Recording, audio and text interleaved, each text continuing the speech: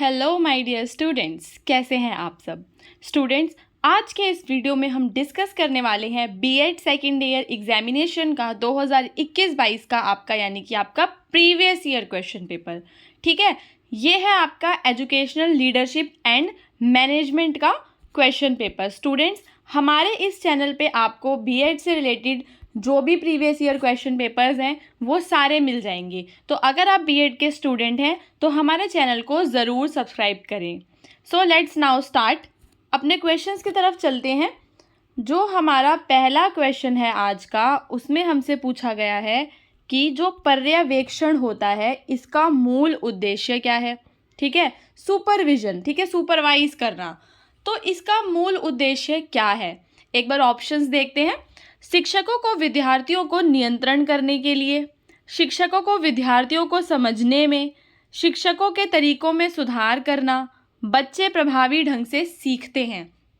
So students, जो पर्यवेक्षण है उसका जो मूल उद्देश्य है वो है शिक्षकों के तरीकों में सुधार करना, यानी कि option number C is the right answer for the question number 1। Okay, तो अब हम चलते हैं अपने नेक्स्ट क्वेश्चन पे। क्वेश्चन नंबर 2 में हमसे पूछा है वैज्ञानिक पर्यवेक्षण, साइंटिफिक सुपरविजन के बारे में किस विद्वान ने बताया। सो स्टूडेंट्स, क्वेश्चन नंबर 2 जो है इसका जो आंसर है वो आपका रहेगा जॉन ड्यूई। ठीक है, जो जॉन ड्यूई हैं उन्होंने बताया है साइंटिफिक सुपरविजन के बारे में। ठीक है, जॉन ड्यूई हमें यहाँ ऑप्शंस में नहीं दिख रहा है, तो आप देख लेना इसमें ऑप्शंस गलत हैं। आगे चलते हैं क्वेश्चन नंबर 3 पे। क्वेश्चन नंबर 3 में आपसे पूछा है शिक्षा पर्यवेक्षण का उपयोग होता है। शिक्षा पर्यवेक्षण यानी कि एजुकेशन सुपरविजन का जो प्रयोग है कहाँ होता है। सुधार हेतु सुझाव देने में, शिक्षण का निदान करने में, प्रोत्साहन देने में। सो स्टूडेंट्स देखो, जो सुपरविजन है ना, पर्यवेक्षण है, इसका काम है इम्प्रूवमेंट, सुधार में मतलब सुझाव देना भी इसे करना है, और कुछ भी लर्निंग से रिलेटेड है ना, निदान करने में, एनकरेज करने में, प्रोत्साहन देने में। तो इसका जो आंसर है वो है ऑप्शन नंबर डी, यानी कि उपरोक्त सभी। क्वेश्चन नंबर 3 का आंसर है उपरोक्त सभी। क्वेश्चन नंबर 4, अध्यापक मंडल के विकास हेतु औपचारिक विचार विमर्श के रूप हैं। औपचारिक विचार विमर्श का मतलब क्या होता है, फॉर्मल डिस्कशन। ठीक है, तो टीचर्स के डेवलपमेंट के लिए जो फॉर्मल डिस्कशन है वो किस किस टाइप का होता है। Panel discussion, symposium, debate. Students, जो इससे प्रीवियस वीडियो थी उसके अंदर मैंने आपको बताया था इन सब के बारे में, तो उसके बारे में आप एक बार वो वीडियो ज़रूर देखना जिसमें मैंने डिस्क्राइब किया हुआ है सिंपोजियम क्या होता है, पैनल डिस्कशन क्या होता है। तो ये जो फॉर्मल डिस्कशन है यानी कि औपचारिक विचार विमर्श है, ये हर तरह से हो सकता है। पैनल बिठा के बात कर ली, सिंपोजियम, डिबेट। ठीक है, तो उपरोक्त सभी है इसका राइट आंसर। क्वेश्चन नंबर 4 का राइट आंसर है उपरोक्त सभी, यानी कि ऑप्शन नंबर डी। अब चलते हैं क्वेश्चन नंबर 5 पे। संस्थागत शासन के कार्य हैं। संस्थागत शासन के क्या कार्य हैं? संस्था के उद्देश्यों का निर्धारण करना, विद्यार्थियों की विभिन्न समस्याओं पर ध्यान देना, विद्यालय भवन एवं उपकरणों का अवलोकन करना। सो स्टूडेंट्स, ये तीनों ही काम होते हैं संस्थागत शासन के। सो ऑप्शन नंबर डी जो है हमारा क्वेश्चन नंबर 5 का राइट आंसर है, यानी कि उपरोक्त सभी। स्टाफ का मूल्यांकन सहायक है, जो स्टाफ है उनका मूल्यांकन करना होता है। किस चीज़ में वो हेल्प करता है? शिक्षकों के शिक्षण कार्य में निहित शक्तियों एवं कमजोरियों की पहचान करने में। ठीक है, या फिर शिक्षकों को उनकी योग्यता एवं उसके अनुसार कार्य का वितरण, शिक्षकों के सतत व्यावसायिक विकास को प्रेरित करने हेतु। सो ये जो है इसका आंसर है आपका option number D, question number 6 का, क्योंकि ये सारी ही चीज़ें जो हैं वो स्टाफ का मूल्यांकन जो है ना स्टाफ का, वो ये सारी चीज़ें करने में हमारी हेल्प करता है। अगले क्वेश्चन पे चलते हैं, क्वेश्चन नंबर 7। निम्नलिखित में से कौन सा शिक्षकों के व्यावसायिक विकास से संबंधित है? NCTE, DIET, NCERT या फिर ये सारे। सो स्टूडेंट्स, क्वेश्चन नंबर 7 का आंसर है option number C, which is NCERT। Question number 8 पे चलते हैं। क्वेश्चन नंबर 8 में आपसे पूछा है पर्यवेक्षण शिक्षक के विकास, बालक की अभिवृद्धि तथा शिक्षण अधिगम प्रक्रिया में सुधार संबंधित है। एक बार इसको मैं इंग्लिश में पढ़ाना चाहूँगी। Supervision is related to teachers development. जो आपका पर्यवेक्षण है वो किससे जुड़ा होता है? टीचर के डेवलपमेंट से, टीचर के विकास से, बच्चे के विकास से और टीचिंग लर्निंग प्रोसेस से। तो ये जो कथन है, ये जो स्टेटमेंट है वो किसकी है? सो यहाँ पे जो आंसर है वो है option number D, which is none of these. यहाँ पे जो तीनों ऑप्शन हैं इनमें से किसी की भी ये स्टेटमेंट नहीं है। ये जो स्टेटमेंट है वो है आपकी जॉन ड्यूई की। किसकी है स्टूडेंट? जॉन ड्यूई की। ये आपको याद कर लेना है, हो सकता है ये वापस से रिपीट हो जाए क्वेश्चन। क्वेश्चन नंबर 9, प्रधान अध्यापक विद्यालय के आंतरिक एवं बाहरी प्रशासन के मध्य एक कड़ी है। यानी कि जो आपका हेड मास्टर है वो कड़ी है किसके बीच में? इंटरनल और एक्सटर्नल एडमिनिस्ट्रेशन। जो स्कूल का प्रशासन है उसका आंतरिक और बाहरी दोनों के बीच में जो कड़ी है वो आपका होता है हेड मास्टर। तो ये कथन किसका है? ठीक है, किसने कहा है ये? सो स्टूडेंट्स आप बताइए किसने कहा है? ओके, इनमें से कोई नहीं। क्वेश्चन नंबर 9 का जो आंसर है वो है इनमें से कोई नहीं। ठीक है, विच इज क्वेश्चन नंबर 9 का जो आपका आंसर है इनमें से कोई नहीं, और ये कथन है जॉन ड्यूई का। ठीक है, क्वेश्चन नंबर 8 में थोड़ा सा मिस्टेक हो गया है। क्वेश्चन नंबर 8 जो है उसका जो आंसर है वो है आपका ऑप्शन नंबर ए, जॉन ए बार्टकी। ठीक है, जॉन ए बार्टकी है और जॉन ड्यूई आपके क्वेश्चन नंबर 9 का है। अब चलते हैं क्वेश्चन नंबर 10 पे। Work field of supervisions is. ठीक है, पर्यवेक्षण का जो कार्य क्षेत्र है, पर्यवेक्षण का कार्य क्षेत्र, पर्यवेक्षण का कार्य क्षेत्र है शैक्षणिक क्षेत्र। ठीक है, क्योंकि इसके अंदर टीचर्स को सपोर्ट किया जाता है, उन्हें गाइडेंस दिया जाता है कि कैसे वो अपने एजुकेशनल इंस्टीट्यूट का स्टैंडर्ड बढ़ा सकते हैं। ठीक है, now let's come to the question number 11, जिसमें आपसे पूछा है प्रबंधन के मुख्य कार्य। जो प्रबंधन है उसके मेन काम क्या होता है? प्रबंधन का कार्य क्या है? नियोजन, बजट, समन्वय या फिर ये सारे? तो स्टूडेंट्स क्वेश्चन नंबर 11 का आंसर है आपका option number D, which is उपरोक्त सभी। चलिए अब चलते हैं अपने अगले क्वेश्चन पे। क्वेश्चन नंबर 12 में आपसे पूछा है प्रबंधन प्रशासन द्वारा निर्धारित उद्देश्यों, लक्ष्यों और नीतियों को क्रियान्वित करता है। ठीक है, क्या करता है प्रबंधन? प्रशासन द्वारा निर्धारित उद्देश्यों, लक्ष्यों और नीतियों को क्रियान्वित करता है। किसने परिभाषित किया? ये जो कथन है ये किसका कथन है? सो इसका आंसर है Henry Fayol. Option number A जो है आपका आंसर है क्वेश्चन नंबर 12 का। क्वेश्चन नंबर 13 पे चलते हैं। क्वेश्चन नंबर 13 में आपसे पूछा है प्रबंधन को गतिशील और जीवनदायक तत्व किस विद्वान ने कहा है? कि जो प्रबंधन है वो एक गतिशील चीज़ है जो धीरे धीरे चेंज होती रहती है और जीवनदायक है।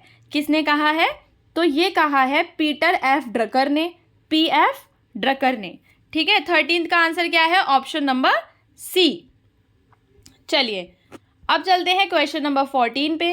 प्रबंधन किस प्रक्रिया के अंतर्गत आता है? प्रशासन करना, नियोजन करना, व्यवस्था करना या फिर ये सारे? तो 14 का आंसर है डी, यानी कि उपरोक्त सभी। जो प्रबंधन है वो प्रशासन, नियोजन, व्यवस्था तीनों के अंतर्गत आता है। नियुक्तियां और नियंत्रण कौन सा क्षेत्र करता है? क्वेश्चन नंबर 15 का आंसर है आपका ऑप्शन नंबर बी। नियुक्तियां और नियंत्रण जो करता है वो करता है आपका प्रबंधन, यानी कि आपका management.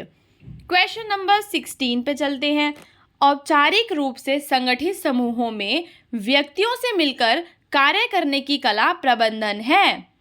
Management is an art of getting things done through people formally organised group. क्या मतलब है मैनेजमेंट का? जो मैनेजमेंट है वो एक कला है। कैसी कला है? कि आप है ना लोगों को पहले एक ऑर्गेनाइज तरीके से लोगों को इकट्ठा करोगे, फिर उनसे काम करवाओगे। तो मैनेजमेंट इसलिए बहुत ज़्यादा ज़रूरी होता है। अगर आप 10 लोग इकट्ठे कर रहे हो तो वहाँ पे आपको मैनेजमेंट करना आना चाहिए। ठीक है, तो ये कथन किसका है? ये कथन है हैरोल्ड कीट्स का। स्टूडेंट्स यहाँ पे किड्स लिखा हुआ है, पर अगर आप मैंने इंटरनेट पे देखा था तो कूड्स आ रहा था, ठीक है, तो आप एक बार इसको चेक कर लेना। आगे चलते हैं क्वेश्चन नंबर 17। प्रबंधन की विशेषता। प्रबंधन की क्या विशेषता है? मैनेजमेंट, ठीक है, एक उद्देश्यपूर्ण प्रक्रिया है, एक सतत प्रक्रिया है, एक अमूर्त प्रक्रिया है, या फिर ये सब है वो? तो स्टूडेंट्स 17 क्वेश्चन का आंसर है ऑप्शन नंबर डी, वो ये सब है, उद्देश्यपूर्ण, सतत, अमूर्त प्रक्रिया। Question number 18। क्वेश्चन नंबर 18 में भी आपको एक कथन दिया गया है और आपसे पूछा है कि ये कथन किसका है। पुस्तकालय विद्यालय का हृदय है, यह कथन किसका है? सो स्टूडेंट्स ये जो कथन है ये है चार्ल्स डब्ल्यू इलियट का। चार्ल्स डब्ल्यू इलियट का ये कथन है। उनका नाम हमें यहाँ ऑप्शंस में नहीं दिख रहा है, तो आंसर होगा option number D, which is इनमें से कोई नहीं, नन ऑफ दीज।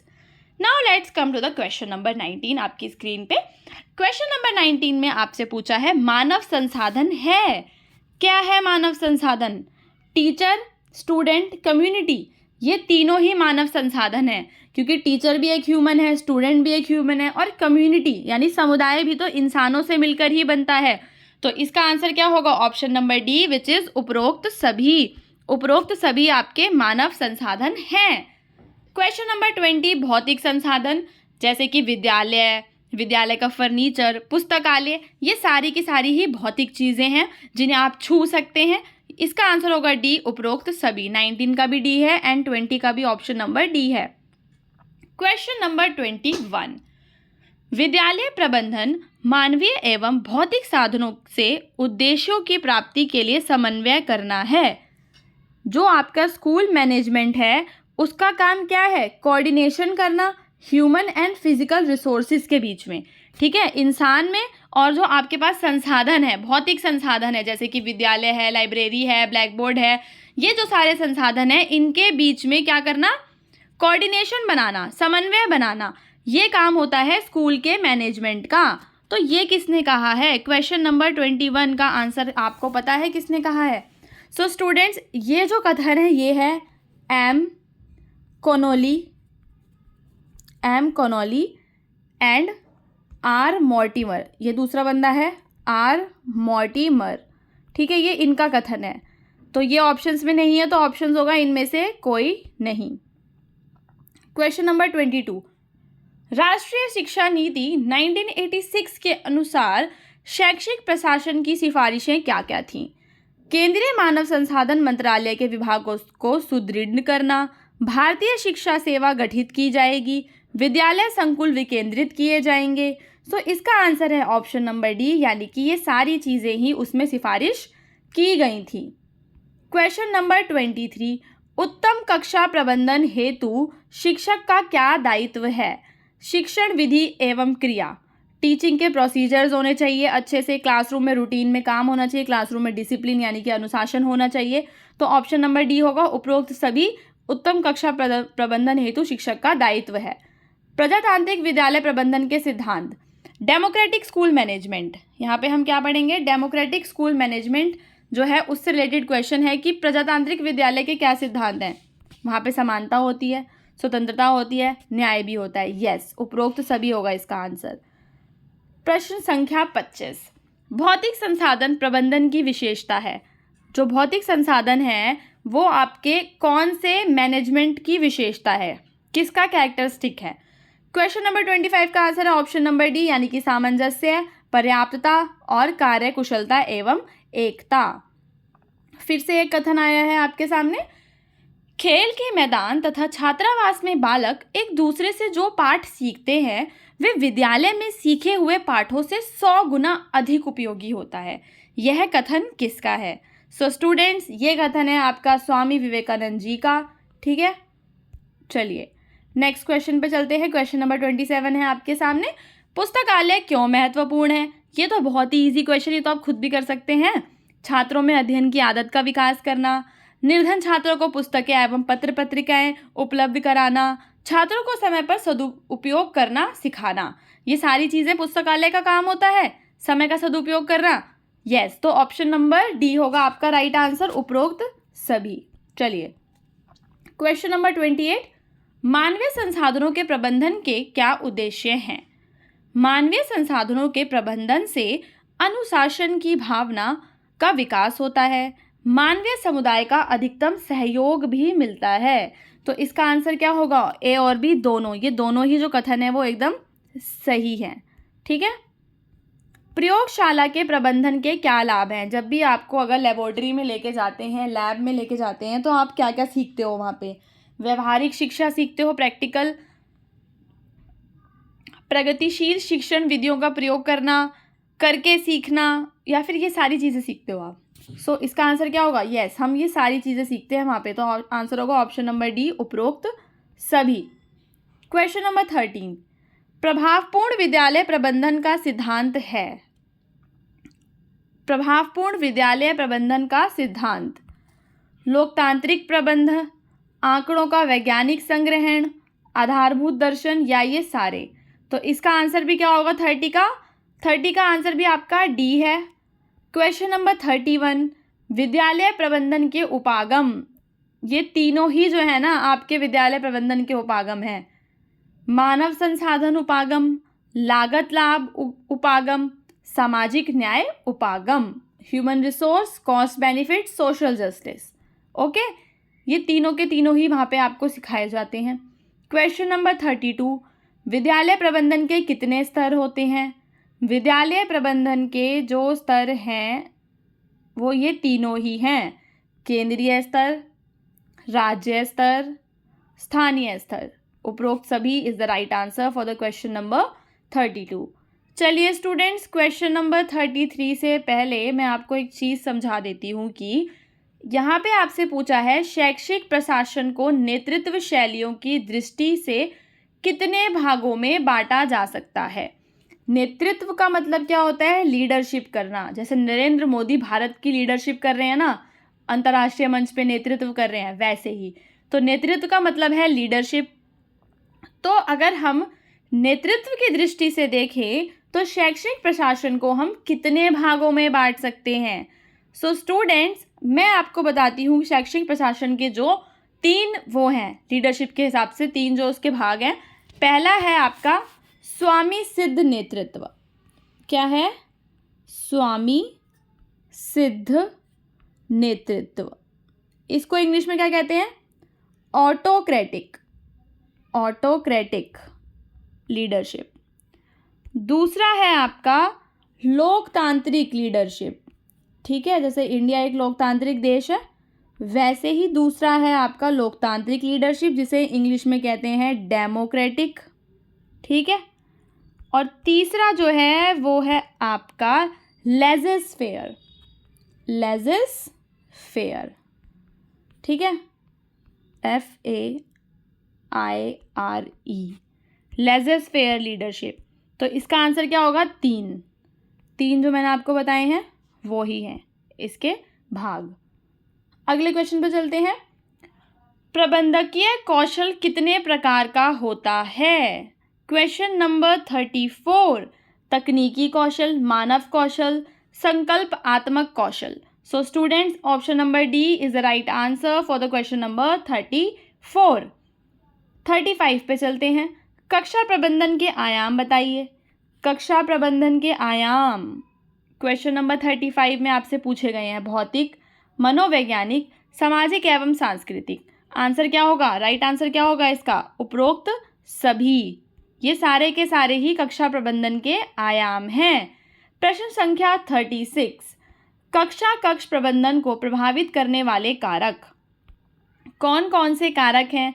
शिक्षण की परिस्थितियाँ, शिक्षण अधिगम के उद्देश्य, शिक्षण रीतियाँ। आंसर है ऑप्शन नंबर डी, उपरोक्त सभी, अबव ऑल। क्वेश्चन नंबर 37, कक्ष प्रबंधन के सिद्धांत। कक्ष प्रबंधन के सिद्धांत हैं आत्मनियंत्रण, समझ एवं स्वीकृति। ए और बी दोनों। तो आंसर क्या होगा? ऑप्शन नंबर सी, ए और बी दोनों। क्वेश्चन नंबर 38, कक्ष प्रबंधन के उद्देश्य। कक्ष प्रबंधन के उद्देश्य में समस्त सुविधाओं से परिपूर्ण बनाना, प्रक्रिया को सरल एवं प्रभावशाली बनाना, स्थायी बनाना, उपरोक्त सभी इसका आंसर होगा। ये सारी चीज़ें करना ही उसका उद्देश्य है, ठीक है। इसके अंदर आप देख रहे हो कि ऑप्शन नंबर डी जो है ना, कई सारों का आंसर है उपरोक्त सभी काफ़ी ईजी पेपर आया हुआ है। तो हो सकता है अगला पेपर भी थोड़ा ईजी आए इसी टाइप का, तो आप समझ लेना, अगर आपने थोड़ा सा भी पढ़ा होगा ना तो आप कर पाओगे। अगले क्वेश्चन पे चलते हैं, क्वेश्चन नंबर 39। कक्षा प्रबंधन के पक्षों को कितने भागों में विभाजित कर सकते हैं? कक्षा प्रबंधन के पक्षों को आप कर सकते हैं 3 भागों में। पहला भाग होता है आपका प्लानिंग, दूसरा भाग होता है आपका ऑर्गेनाइजिंग, ठीक है, और तीसरा क्या होता है? तीसरा भाग होता है आपका कंट्रोलिंग, ठीक है। तो ये 3 भाग होते हैं आपके कक्षा प्रबंधन के। द्वंद्व, कॉन्फ्लिक्ट का मतलब क्या होता है? द्वंद्व का मतलब होता है संघर्ष, स्ट्रगल करना, ठीक है। क्योंकि संतोष तो हो नहीं सकता, सेटिस्फैक्शन, आपको कोई प्रॉब्लम ही नहीं है कि कॉन्फ्लिक्ट क्या होता है? जब आपके 2 बातों को लेकर झगड़ा हो रहा है, साहस, करेज भी नहीं हो सकता, तो क्या बचा? संघर्ष। अंतर्द्वंद के स्वरूप, अंतर्द्वंद जो कॉन्फ्लिक्ट है, अंतर्द्वंद के कैसे स्वरूप है? यह एक प्रक्रिया है। क्वेश्चन नंबर 41 का आंसर होगा ए, कॉन्फ्लिक्ट इज अ प्रोसेस।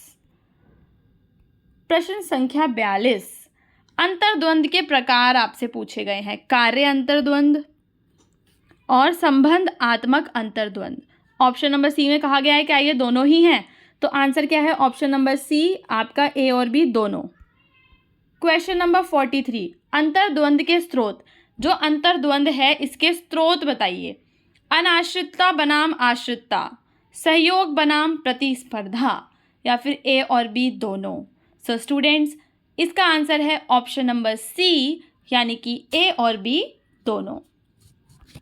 चलिए अगले क्वेश्चन में आपसे पूछा है, अंतर्द्वंद के प्रबंधन का सिद्धांत है प्रतिक्रिया से पहले सोचने का सिद्धांत, सक्रिय रूप से सुनने का सिद्धांत, भविष्य पर ध्यान केंद्रित करना।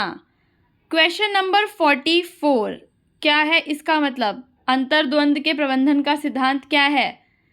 इसका आंसर होगा आपका उपरोक्त सभी, ठीक है। अब प्रश्न संख्या 45 में आपसे पूछा है, वैसे ही पहले की तरह आपको एक कथन दिया गया है और आपसे पूछा गया है कि ये किसका कथन है। 2 या 2 से अधिक व्यक्तियों या समूहों के मध्य परस्पर समझौता न होना ही संघर्ष है, क्योंकि प्रत्येक व्यक्ति या व्यक्तियों का समूह अपने उद्देश्यों या विचारों की दूसरों से स्वीकृति चाहता है। यह कथन किसने परिभाषित किया है? तो ये जो कथन है ये परिभाषित किया है जॉर्ज सिमेल ने, SIMMEL, जॉर्ज सिमेल। ये एक जर्मन थे, जर्मन क्या थे? सोशियोलॉजिस्ट थे, जर्मन सोशियोलॉजिस्ट थे। इन्होंने एक जो पेपर या जो इनका काम है वो क्या था? उन्होंने एक इम्पॉर्टेंट वर्क था इनका जिसका नाम था conflict theory and social interaction, ठीक है। तो उसमें ये बात बोली थी इन्होंने, सोशल इंटरेक्शन। मैं एक बार फिर से उनका नाम बता देती हूँ आपको, George GEORGE, George Simmel, SIMMEL, okay. So इसका आंसर होगा ऑप्शन नंबर डी, इनमें से कोई नहीं, जॉर्ज सिमेल, क्योंकि यहाँ लिखा नहीं है ऑप्शंस में। चलिए, संघर्ष प्रबंधन में संस्था प्रमुख की भूमिका है सकारात्मक अभिवृत्ति का विकास, गंभीर स्थिति में समिति का गठन करना, निष्पक्ष निर्णय लेना। तो 46 का आंसर है उपरोक्त सभी, ओके। चलिए नेक्स्ट क्वेश्चन, अब हम अभी इस वीडियो में हम क्वेश्चन नंबर 50 तक ही करेंगे, उसके आगे के क्वेश्चंस मैं दूसरी वीडियो में लेके आऊँगी, ठीक है। तो फिर आप चैनल को सब्सक्राइब कर लेना अगर आपको अगला वीडियो भी देखना है तो। पारस्परिक संघर्ष के कारण हैं वैचारिक मतभेद, उद्देश्यों में भिन्नता एवं परस्पर निर्भरता। पारस्परिक संघर्ष जो है उसके जो कारण हैं वो हैं दोनों के दोनों ही, ठीक है। तो इसका आंसर क्या होगा आपका? Option number C. पारस्परिक संघर्ष की अवस्था, पारस्परिक संघर्ष की जो अवस्था है, अनुभूति अवस्था है, अव्यक्त एक्सप्रेशन, तीनों ही आते हैं उसमें, तो उपरोक्त सभी होगा इसका। आज के लास्ट 2 क्वेश्चंस। कक्षा व्यवस्था में मुख्य रूप से कार्य करने होते हैं कक्षा नियंत्रण, बैठक व्यवस्था करना, कक्षा में आचरण करवाना। वेरी इजी क्वेश्चन है, इसका आंसर भी उपरोक्त सभी होगा। और ये रहा हमारा लास्ट क्वेश्चन, जिसके अंदर हमसे पूछा जा रहा है संघर्षों के समाधान हेतु जो मॉडल है वो किसने दिया है। सो स्टूडेंट्स, इसका जो आंसर है वो है Kenneth Thomas model. Kenneth Thomas model है model of for conflict resolution. So students, हमने इस वीडियो में कवर किए क्वेश्चन नंबर 1 से लेकर 50 तक आपके, ठीक है। आगे के क्वेश्चंस के लिए आप प्लीज़ चैनल को सब्सक्राइब करें ताकि आपको जल्दी से जल्दी नोटिफिकेशन मिल जाए। तो आज के वीडियो में बस इतना ही, हम मिलेंगे अपने अगले वीडियो में। जब तक के लिए जय हिंद।